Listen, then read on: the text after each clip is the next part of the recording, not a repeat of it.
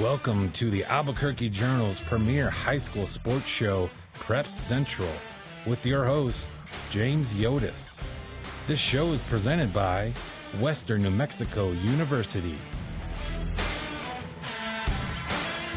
Hey, welcome everyone. I am James Yodice. I am the high school sports editor here at the Albuquerque Journal. Welcome to Prep Central, our regular season high school sports podcast. We've only got a couple left in the year. We're already, today's the 1st of May, so today will be our last regular season podcast of the school year. We've had a lot of fun with it, and I've said this before in other podcasts. We're going to do a bit of retooling during the summer before we come back in the fall for football season, but it's been a lot of fun. A lot of areas I think we can make it better, and I think we will, but I appreciate you all watching and continuing to support it. And I appreciate the support from people I hear from out when I'm doing assignments. We got a lot to get to today, and I am in a damn good mood. So let's just get to it. We're going to talk about a whole bunch of things today. As I said, today's the last Wednesday of the regular season. The regular season for softball and for baseball ends on Saturday, and we'll have state tournament brackets out on Sunday. So we still have a lot to get to and to decide in both of those sports before the end of the week. So why don't we start with baseball? We've got a couple of interesting situations going on. As a matter of fact, extremely odd in that they're very similar, and you very rarely see it. District 1-5A and District 5-5A both have a tie for first place. In 1-5A, it's Rio Rancho and Cleveland. Cleveland went into Rio Rancho yesterday, a game I went out and watched on Tuesday, and beat up on the Rams 12-2 in 6 innings. So the Rams and the Storm are now tied for first, 6-1 records. They both have one game left on Friday. Rio Rancho plays Volcano Vista. Cleveland is playing Atrisco Heritage. And in District 5-5A, we have Rio Grande and Los Lunas that are tied for first. Each of them has one loss. I think they're both 7-1. And they both have doubleheaders left on Saturday. Los Lunas is playing Albuquerque High. Rio Grande is playing Santa Fe. So what is so interesting and unique about this is that, and especially with District 1, 5A, the short version is, and I'll explain the longer version in a second, the short version is we have an outside shot at having a coin flip determine the number one team in District 1, 5A. I don't think that's going to come into play in District 5, 5A, but it could, but I don't think it will. Basically what has happened, I'm going to try and keep this simple. I don't want to overcomplicate it, but basically what has happened is Rio Rancho and Cleveland are both 6-1 in district. They both beat the other by at least 10 runs. That is sort of a wash. What you do is the next tiebreaker is run differential against the other teams in the district, that being Cibola, Volcano Vista, and Atrisco Heritage. So after Tuesday's games, Rio Rancho has a 5-run cushion in that department. So here's what we're looking at. Rio Rancho will win the district if it beats Volcano Vista by at least 6 runs on Friday. And that's no guarantee. Volcano Vista is pretty good. Cleveland would have to pretty much 10-run Atrisco Heritage, which has struggled. If Rio Rancho were to somehow beat Volcano Vista by exactly 5 runs and Cleveland 10-run Atrisco Heritage, we would end up with a coin flip deciding who wins the district officially. Basically what happens is they look at run differential against the other teams that you play. So Rio Rancho had a slight edge there, but Cleveland can make up the difference if Volcano Vista were to play them close. And honestly, Cleveland could even win the district if Rio Rancho won on Friday, but it was a close game, a 2 or 3 run game. So there's a lot to determine here. Selfishly, I am rooting for a coin flip. I don't think I've ever heard of one happening in a New Mexico district, but we have that chance on Friday. Volcano Vista is plenty good enough to give Rio Rancho a hard time. And so if Rio Rancho were to win like 7-2 or 8-3 or something, and Cleveland won big, that would be great. Okay, as we move to District 5-5A, so ostensibly Los Lunas and Rio Grande are in a similar situation, but the difference here is Los Lunas closes the year against Santa Fe, which is 3-21. So I wouldn't expect either one of these games on Saturday at Rio Grande to be overly competitive. But Rio Grande still has to win both of these games, if you can believe it, by a comfortable margin. Assuming Los Lunas wins comfortably against Albuquerque High, and that is far from a certainty. Albuquerque High is not bad, and they're scrapping, and they're in third place in this district. Rio Grande, to clinch first place, would have to win both of its games by at least 9 runs. Honestly, I think that's probably what will happen. But conceivably, the same thing that's in play for District 1 is technically in play for District 5, but I do not see that coming to the same type of coin flip situation. Rio Grande is in the stronger position playing Santa Fe, while Los Lunas has to play a pretty scrappy Albuquerque High team. So we, of course, will see how that pans out. And, of course, everybody's fighting for seeding come Sunday. The brackets will be out, I believe, about 4:30 or so, the NMAA said on Sunday, and we'll know the brackets there. Now, while we talk about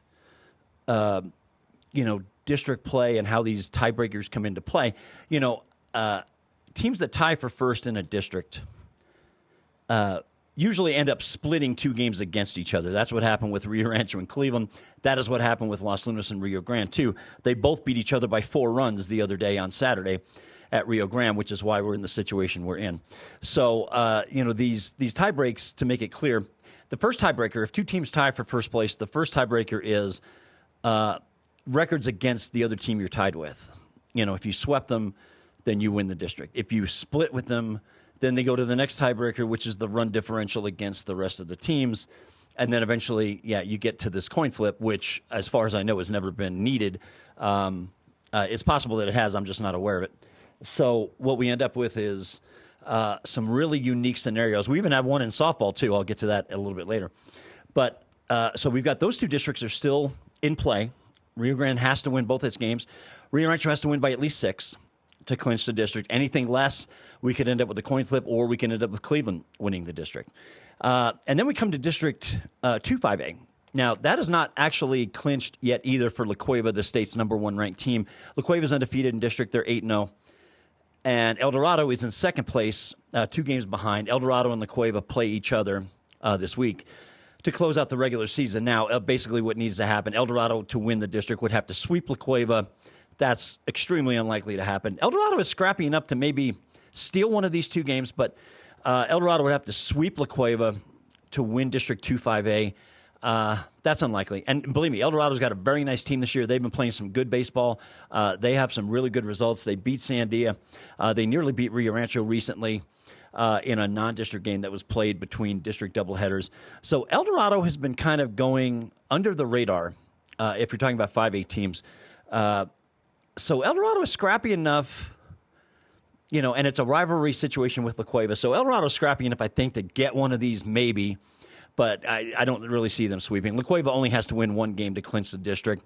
La Cueva almost certainly is going to be the number 1 seed on Sunday, as the Bears should be. They've been the most dominant team, and they're the most complete team out there in 5A. If you're talking about a lineup that can swing at 1 through 9, you're talking about good depth with the starting pitching, kids that can come in and close out games. They've got the whole package. But we'll see how it goes on Saturday. As I said, El Dorado and La Cueva in any sport, never 100%. You never know how a rivalry will go.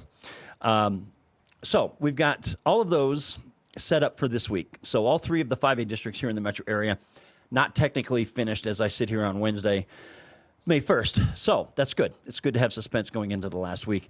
The 2 districts with most of the metro teams in Class 4A, Albuquerque Academy clinched the District 6 4A title. On Tuesday, they won at Bernalillo 6-4. Matt Delaney, their outstanding junior right-handed pitcher, struck out 15 Bernalillo batters. So Academy beats the Spartans 6-4. Academy clinches first place in that district. So that district is over. There's still some games this week, but Academy has clinched. Grants, last year's number 1 seed, if you'll remember, at the state tournament in Class 4A. Grants has already won the District 5 4A championship, although Grants did lose a game on Tuesday to Belen, 10-6. And Belen is definitely one of those teams we'll have to keep an eye on in the state tournament. They certainly have the pitching to win some games at state, and they beat Grants. That'll be a big confidence boost. Belen, I think, still has 1 more regular season game left, but that was a nice win. Grant still wins the district. They finished 7-1. They don't have any more district games remaining. So congrats to them. We'll see how the 4A bracket shakes out. On Sunday, Grants is going to be a top 3 seed, I think, for sure. Goddard looks like they're going to be a top 3 seed. I don't know who the other top 3 seed might be. There are some choices out there. From the teams I've watched, and I've seen most of them, there's no clear number one, a team that looks like La Cueva is in 5A. There's no team that looks clearly like the best team out there. So we could see some volatility and some unpredictability in the 4A state tournament.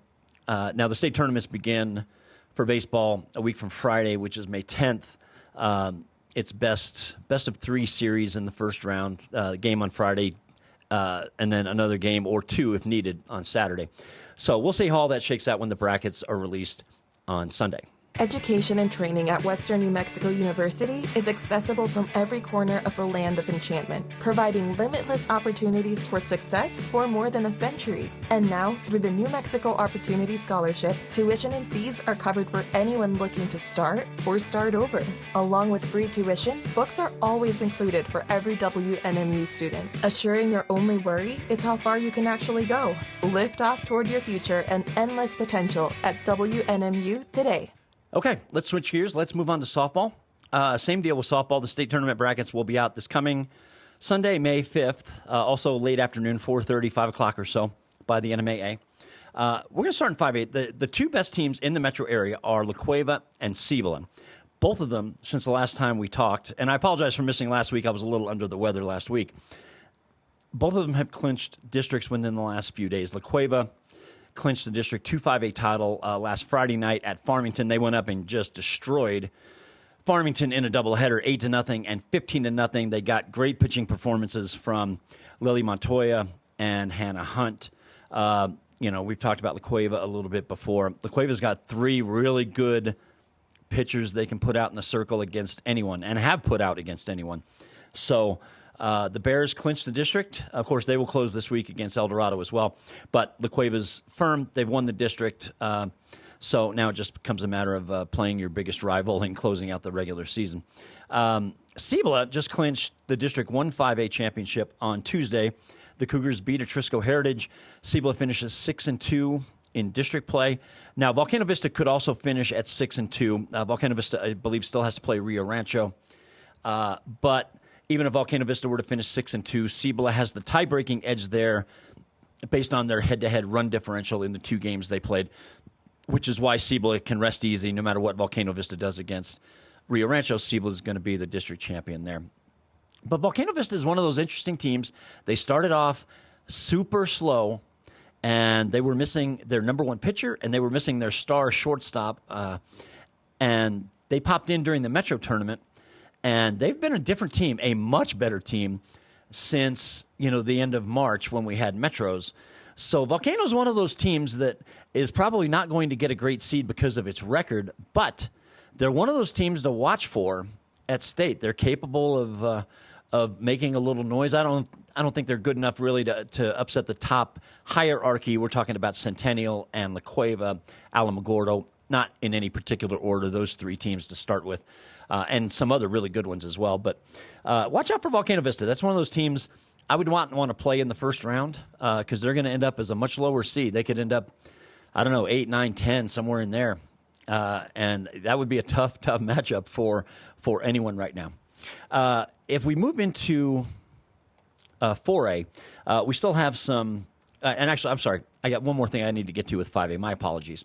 District 5A is not yet finished either. We have Las Lunas and Albuquerque High are both 8-0 in district, and they play each other in Las Lunas on Saturday. That's May 4th. That's a 10 a.m. doubleheader. So that district still has a lot to determine with those 2 games. We'll see how they shake out. We've had, as I mentioned with baseball, we've had some teams end up with similar run differentials. But, so District 5 also is one of those districts, like a couple of those baseball districts, that still needs to be handled. So now let's move to Class 4A. Bernalillo has already won District 6. The Spartans, who were probably the best 4A team, second best 4A team behind St. Pius coming out of the metro area last year. Bernalillo's locked in there. They've already won that district. District 5 4A, you have St. Pius and Belen both tied for first with 6-1 records. And this situation is very much like the one I just described with Rio Rancho and Cleveland. They both beat each other by 7 runs in the regular season. So this District 2, if they both win their final game of the regular season, Belen plays Valencia on Thursday and St. Pius plays Highland on Friday. If they both win their games, then we're talking about run differential against the rest of the district to determine first place. So we're going to see how that shakes out, but it's interesting that those two teams, like those baseball teams I mentioned earlier, happen to beat each other by exactly the same amount. And for tie-breaking purposes, we have to go down a little bit to find a district champion. So, yeah, softball's got a little bit left to determine this week, and their brackets will be out on Sunday as well. Okay, last segment. We're going to hit a little bit of the other 3 sports: golf, tennis, track and field. They're all coming down to the wire as well. We've got district tennis tournaments going on this weekend to qualify for state, which is next week. Tennis is the first of the 5 spring sports to have their state tournament. That will be next week in Albuquerque. 2 days for the individual singles and doubles, 2 days for the team competition. Golf is going to be coming up on district tournaments early next week, ahead of state, which is May 13th and 14th, I believe. And then, of course, track and field still has one more regular season meet left for the larger schools. And then we have district the following week. Now, track and field, we're going to start with track. The Harper meet, the Richard Harper Memorial meet, was held last Friday and Saturday at Albuquerque Academy. It's, other than the state track meet, it's probably my 2 favorite days of the entire school year, other than maybe Friday and Saturday of state basketball. The Harper meet is a fantastic meet. So many of the state's top teams come in. Not enough of the South teams come in. I wish more did. I think it would certainly add a lot of cachet to the meet if we had some of the top-tier teams from the southern half of the state coming in. But still, having said that, a large number of New Mexico's best teams were here at the Harper meet. No surprise, Los Alamos, boys and girls, both won the Harper meet. The girls just killed it. I think they scored 123 points, which in a meet like this is an immense number. And they more than doubled the total of Albuquerque Academy, which finished second. I think Academy had 61 points. The boys, it was a little closer between the boys and Cleveland, which finished second. I believe it was about 103 to 85. And forgive me if I got the number exactly wrong or exactly right. But Los Alamos scored over 100 points on the boys' side, too, led by Malachi Gutierrez. The sprinter, he won the 100-meter dash, the 200-meter dash. He's going to be coming here to play for the Lobos, both in a football uniform, and he's going to be running track for them as well. So it would take too long to go over all the great athletes Los Alamos had on display at this meet. But them being here certainly adds so much to the competition. You have virtually all of the Albuquerque teams except for St. Pius, which for some reason, which I probably shouldn't share, doesn't get invited to this meet anymore. Virtually everybody else from the metro area, Albuquerque plus Belen and Valencia and Los Lunas, Rio Rancho and Cleveland, some of the private schools, like Hope and Sandia Prep and whatnot, they all come to this meet. It's fantastic competition. And, so all credit to Los Alamos. That is the best track and field program in the state. And it's not often that the best overall program in New Mexico comes from outside the largest classification. Los Alamos in boys track and field and girls track and field is an example. Albuquerque Academy boys tennis is another example. Off the top of my head, there may be another one I'm not thinking of, but very rarely do you find someone outside of Class 5A or 6A, if you're talking about football, that is clearly the best team in New Mexico. That's what we have with Los Alamos. They're going to be an overwhelming favorite at state. The big schools go at the end of the year, May 17th and 18th. The small schools, Class 1A through 3A, will be May 10th and 11th. In the meantime, the Metro Championships are the next big meet for all the local teams. We'll have Rio Rancho and Cleveland, plus all 13 of the APS programs, and several others from the metro area as well, like Academy, coming in for a big meet. That'll be Thursday and Friday out at New Senda Community Stadium. I will be out there providing all the coverage, and that's always a fun meet. And this will be my last track and field meet of the year, since when we get to state, I'll primarily be with baseball rather than track. So that should be a fun weekend out at Community Stadium. If we move into golf, the Metro Championships were held on Monday at Los Altos Golf Course. You had the Academy girls and the La Cueva boys both winning. And we had Anya Parasher, a senior from Academy. She is 7-0 in the tournament she has played this year. She shot a 2-under round of 70. She birdied her first 2 holes, and her last hole, she only had 1 bogey, and goes out and shoots 2-under 70 and wins by a few shots over Stephanie Romero of La Cueva. And then the boys' medalist was Cade Freeze of St. Pius, a senior. I covered his dad at Cibola back in the day. He shot 70, birdied his last 2 holes, birdied 3 of his last 5 holes to get into a playoff with La Cueva's Kieran Hokenneedle. And they both shot 70. They go to the 9th hole, which was the playoff hole. They both missed the fairway with their tee shots. They both missed the green on their approaches. Cade Freeze got up and down for par, made about a 6-footer.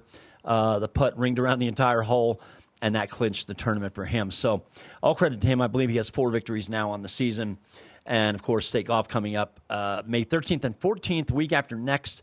5A will be at Twin Warriors. 4A will be at Santa Ana Golf Club. And I think the 1A through 3A kids will be at Canyon Club like they have been the last couple of years. So, golf's coming up against it. Golf will have district tournaments coming up, like I said, either this weekend or early next week to finish up before state. And the last thing I wanted to mention was tennis. The Albuquerque Metro Tennis Championships were held over the weekend at Academy. What you had was La Cueva girls and the Academy boys, who finished just ahead of La Cueva, won the team titles. And you had Cameron King of La Cueva, who is a very accomplished player. She was seeded number 2. She beat number 1 Vivica Corley of El Dorado 6-3, 6-3 in the singles final. And then Connor Dills, who is the number 1 seed from Academy, had a great 3-setter with Leo Roca of Albuquerque High. He is the number 2 seed. The scores were 6-3, 2-6, 7-5, and Dills overcame a 3-0 deficit in the final set to beat Roca, who had not lost to anyone the entire season. So that was his first loss. Of course, those two will not play each other at state since Connor Dills is in 4A and Leo Roca from Albuquerque High is in 5A. So state tennis will be up first next week. Wednesday and Thursday, I believe, will be the individual singles and doubles. And then next Friday and Saturday, the 10th and the 11th, will be the state team stuff. I'll be out there for a good bit of that. I love me some tennis. And we're getting right up to it. I think maybe I'm in a good mood because we've gotten into May, so we're only 2.5 weeks away from the state championships in, baseball, softball, and the big school track and field. So, it's been a long 9 months, and we're almost done. So, I think I've hit everything I needed to hit today. I appreciate you listening. We're going to preview state baseball and softball next week with our podcast. We'll see how the brackets come out, but we will preview both sports in the first round. Softball does it a little differently than baseball. Softball does single elimination in the first round, then double elimination when they get to week 2. Baseball does it kind of in reverse. Baseball is double elimination, best 2 out of 3 in the first round, then single elimination in week 2. So each sport does it a little differently. I've always found that kind of curious. But, we're going to get into all that next week. In the meantime, you can find the podcast, as always, this one or any one you want to listen to on abqjournal.com or on YouTube or other platforms. Of course, you can hear Sean Ryder, our Lobo football beat writer. You can hear his podcast as well. Jeff Grammer, of course, the podcast master here in the Journal newsroom. You can hear all of his podcasts. Remember, you can find Jeff on about 25 different platforms. I think I'm exaggerating, but it seems that way. So you can hear all of those and consume all of those at your leisure. And in the meantime, as always, we encourage you to read, hear, watch. The Journal is going to be all over all the state tournaments over the next couple of weeks. We hope you'll read us either in our print edition or online. I'll stick with it. Our coverage remains better than everybody else's by a large margin. Nobody else can do it as good as us. So we're going to be out there busting our butts over the next 2.5 weeks to close out the school year. In the meantime, have a great week. Enjoy the warm weather, and I will talk to you next week. Have a great week, everybody.